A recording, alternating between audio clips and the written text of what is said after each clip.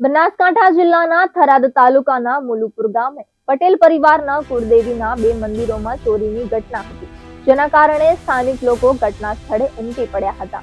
એક મંદિરમાંથી આશરે 10,000 રૂપિયાની ચોરી થઈ હતી, જ્યારે બીજા મંદિરમાં દાનપેટી ચોરવાનો પ્રયાસ થયો હતો।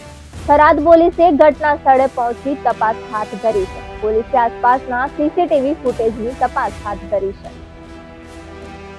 મલુપુર ગામમાં અમારે 2 પરિવારને શિલાણા ઓઢને 2 માતાજીને તિજોરી તોડવાની કોશિશ કરતા અમારા તિજોરી તોડી નાખી છે।